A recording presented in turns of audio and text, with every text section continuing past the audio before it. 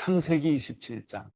이삭이 늙어 눈이 침침해져서 잘 보이지 않게 됐을 때 그가 맏아들 에서를 불러 말했습니다. 내 아들아. 에서가 대답했습니다. 제가 여기 있습니다. 이삭이 말했습니다. 이제 내가 늙어서 언제 죽을지 모른다. 그러니 너는 내 무기인 화살통과 활을 갖고 들러 나가서 나를 위해 사냥을 하도록 하여라. 그리고 내가 좋아하는 맛있는 음식을 만들어 가져오너라. 내가 먹고 죽기 전에 너를 축복하고 싶구나. 그때 마침 리브가가 이삭이 그 아들 에서에게 말하는 것을 들었습니다. 에서가 사냥에 오려고 들러 나가자 리브가가 자기 아들 야곱에게 말했습니다. 내 아버지가 내 형 에서에게 하는 말을 내가 들었는데 사냥을 해다가 맛있는 음식을 만들어 와 나에게 먹게 하여라. 내가 죽기 전에 여호와 앞에서 너를 축복하겠다고 하시더구나. 그러니 내 아들아, 잘 듣고 내가 시키는 대로 하여라. 가축들이 있는 데 가서 좋은 염소 새끼 2마리를 끌고 오너라. 내가 내 아버지를 위해 그가 좋아하는 맛있는 음식을 만들어 주마. 너는 그것을 내 아버지께 갖고 가서 잡수시게 하여라. 내 아버지가 돌아가시기 전에 너를 축복하실 것이다. 야곱이 자기 어머니 리브가에게 말했습니다. 하지만 형 에서는 털이 많은 사람이고 저는 피부가 매끈한 사람입니다. 만약 아버지가 저를 만져보시면 제가 아버지를 속이는 자라는 것을 아시게 돼 복음커녕 오히려 저주를 받게 될 것입니다. 야곱의 어머니가 그에게 말했습니다. 내 아들아, 그 저주는 내가 받을 테니 너는 그저 내가 시키는 대로만 하여라. 가서 염소들을 끌고 오너라. 그리하여 야곱은 가서 염소들을 자기 어머니에게로 끌고 왔습니다. 그리고 그의 어머니는 그의 아버지가 좋아하는 맛있는 음식을 만들었습니다. 리브가는 집안에 두었던 맏아들 에서의 옷 가운데 가장 좋은 옷을 꺼내 작은 아들 야곱에게 입혔습니다. 그녀는 야곱의 매끈한 2손과 목덜미에 염소 가죽을 둘러주었습니다. 그리고 자기가 만든 음식과 빵을 자기 아들 야곱에게 건네주었습니다. 야곱은 아버지에게 가서 말했습니다.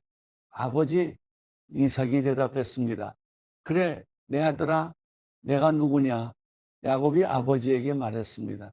저는 아버지의 맏아들 에서입니다. 아버지께서 제게 말씀하신 대로 준비해 왔습니다. 자, 일어나셔서 제가 사냥한 고기를 잡수시고 저를 축복해 주십시오. 이삭이 그 아들에게 물었습니다. 내가 어떻게 그렇게 빨리 잡아올 수 있었느냐? 야곱이 대답했습니다. 아버지 하나님 여호와께서 제가 사냥감을 금방 찾을 수 있게 해주셨습니다. 그러자 이삭이 야곱에게 말했습니다.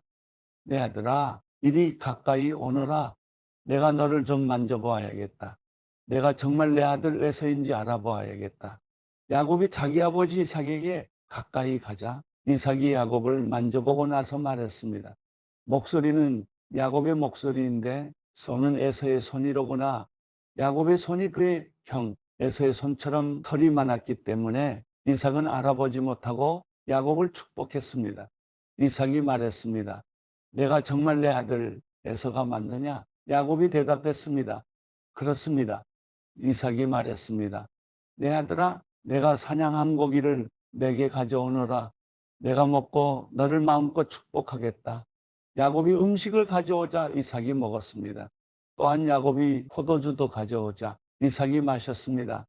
야곱의 아버지 이삭이 그에게 말했습니다. 내 아들아, 이리 와서 내게 입을 맞춰라. 야곱이 이삭에게 가서 입을 맞추었습니다. 이삭은 야곱의 옷 냄새를 맡고 나서 야곱을 축복하며 말했습니다. 보아라, 내 아들의 행내는 여호와께서 축복하신 들의 향기로구나. 하나님께서 하늘의 이슬과 땅의 풍요로움, 곧 곡식과 새 포도주의 풍성함을 내게 주실 것이다. 민족들이 너를 섬기고 나라들이 내게 절할 것이다.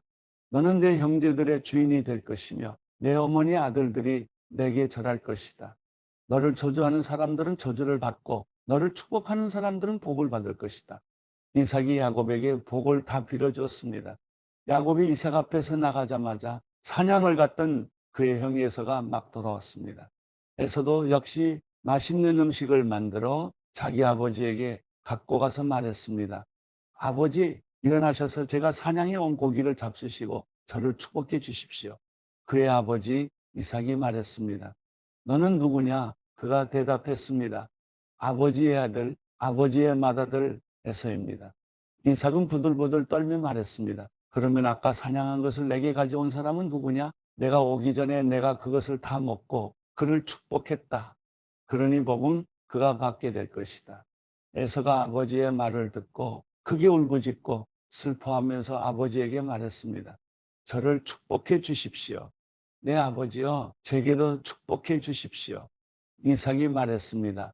내 동생이 들어와서 속임수를 쓰면서까지 내 복을 빼앗아가 버렸다. 에서가 말했습니다. 그러니까 그의 이름을 야곱이라고 하지 않습니까? 야곱이 이렇게 저를 2번이나 속였습니다.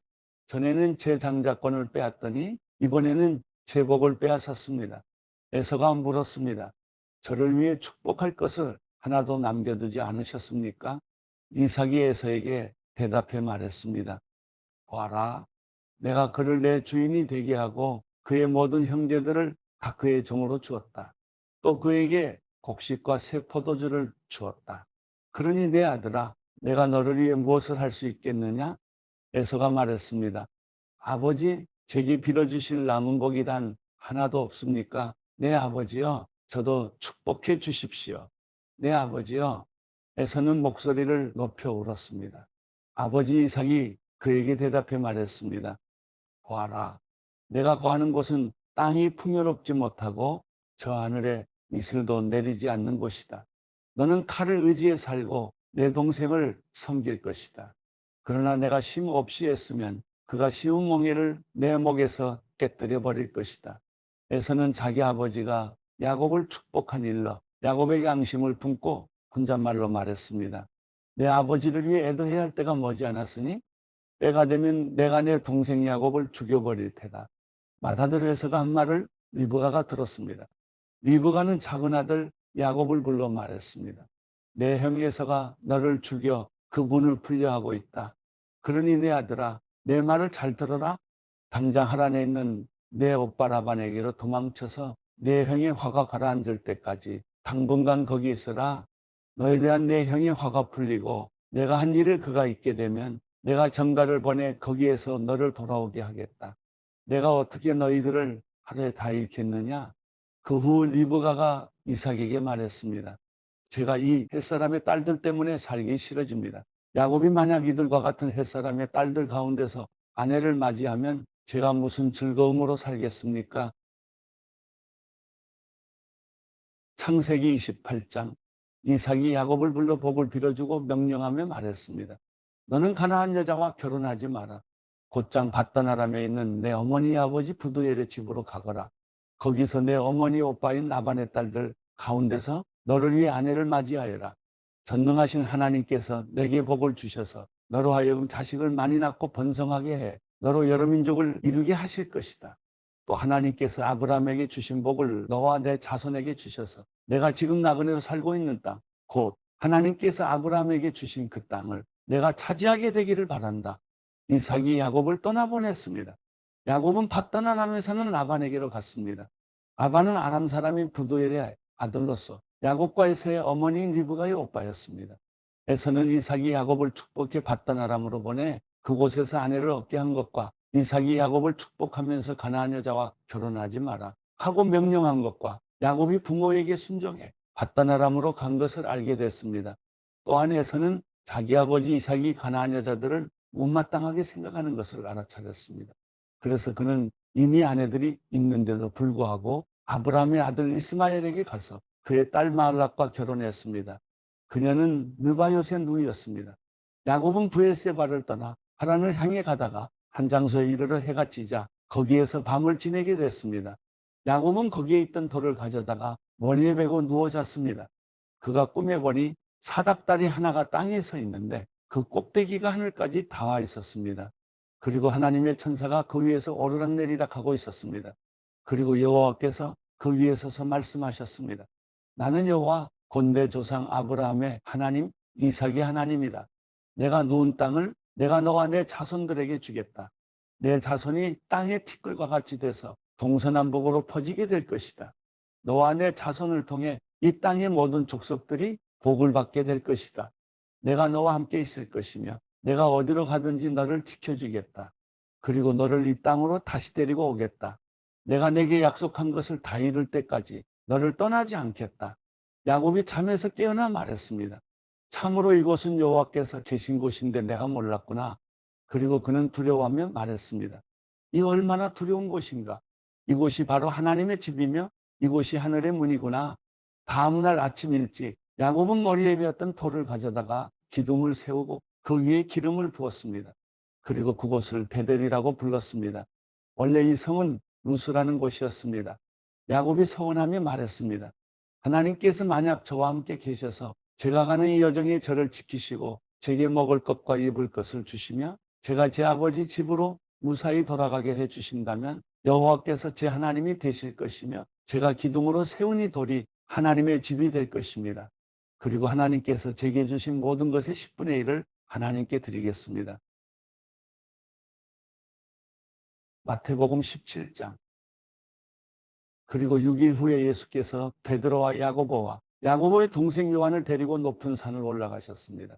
예수께서는 그들 앞에서 모습이 변모돼 얼굴이 해처럼 빛나고 옷이 빛처럼 새하얗게 됐습니다. 바로 그때 모세와 엘리야가 그들 앞에 나타나 예수와 이야기를 나눴습니다. 베드로가 예수께 말했습니다. 주여, 우리가 여기 있으니 참 좋습니다. 주께서 원하신다면 제가 여기에다 초막셋을 만들되 하나는 주를 위해, 하나는 모세를 위해, 하나는 엘리야를 위해 짓겠습니다. 베드로가 말하고 있을 때 빛나는 구름이 그들을 덮더니 구름 속에서 소리가 들려왔습니다. 이는 내가 사랑하는 아들이다. 내가 그를 기뻐한다. 너희는 그의 말을 들으라. 그 소리를 듣고 제자들은 너무나 두려운 나머지 얼굴을 땅에 대고 엎드렸습니다. 그때 예수께서 다가와 그들을 어루만지며 말씀하셨습니다. 일어나라. 두려워하지 말라. 그들이 눈을 들어보니 예수 외에는 아무도 보이지 않았습니다. 산을 내려오면서 예수께서 그들에게 당부하셨습니다. 인자가 죽은 사람들 가운데서 다시 살아날 때까지는 너희가 본 것을 아무에게도 말하지 말라. 그러자 제자들이 예수께 물었습니다. 그런데 왜 율법학자들은 엘리야가 먼저 와야 한다고 말하는 것입니까? 예수께서 대답하셨습니다. 분명히 엘리야가 와서 모든 것을 회복시킬 것이다. 그러나 내가 너희에게 말한다. 엘리야가 이미 왔다. 그런데 그들이 그를 알아보지 못하고 자기들 마음대로 대했다. 이와 같이 인자도 그들의 손해 고난을 당할 것이다. 그제야 제자들은 예수께서 세례자 요한을 두고 하신 말씀인 줄 깨달았습니다. 그들이 사람들에게 오자 어떤 사람이 예수께 나와 그 앞에 무릎을 꿇으며 말했습니다. 주여, 제 아들에게 자비를 베풀어 주십시오. 간질병에 걸려 몹시 고통받고 있습니다. 자주 불 속에 몸을 던지고 물 속에 뛰어들기도 합니다. 그래서 이 아이를 주의 제자들에게 데려왔지만 그들은 고치지 못했습니다. 예수께서 대답하셨습니다. 믿음이 없고 타락한 세대예요. 도대체 내가 언제까지 너희와 함께 있어야 하겠느냐? 내가 언제까지 너희를 참아야 하겠느냐? 아이를 데려오너라. 예수께서 귀신을 꾸짖으시자 귀신은 아이에게서 나갔고 바로 그 순간 아이가 나왔습니다. 그때 제자들이 예수께 다가와 따로 물었습니다. 어째서 저희는 귀신을 쫓아내지 못했습니까? 예수께서 대답하셨습니다. 너희 믿음이 적기 때문이다.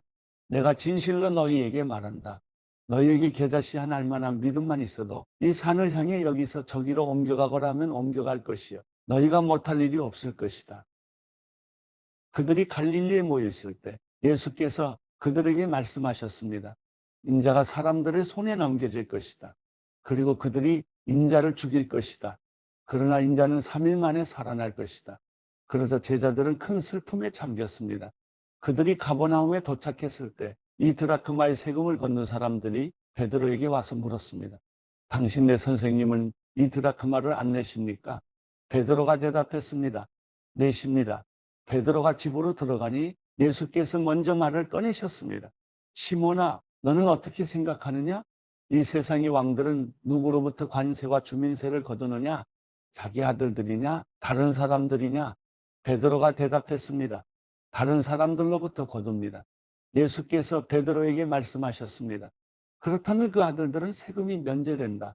하지만 그들의 비위를 건드리지 않도록 바다에 가서 낚시를 던져라. 처음 올라오는 고기를 잡아 입을 벌려보면 1세겔짜리 동전 한 잎이 있을 것이다. 그 동전을 가져다가 나와 내 몫으로 그들에게 주어라.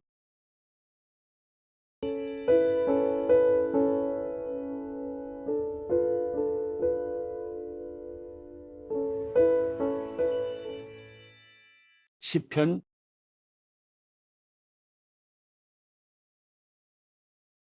없고 가증스러운 죄악을 저지른 사람들이며 선을 행하는 사람이라고는 하나도 없습니다. 여호와께서 하늘에서 사람의 자손들을 내려다보시며 지각이 있는 사람이 있는지 하나님을 찾는 사람이 있는지 살펴보셨지만 모든 이들이 곁길로 돌아섰고 다 함께 썩어 선을 행하는 사람이라고는 없으니 정말 하나도 없습니다.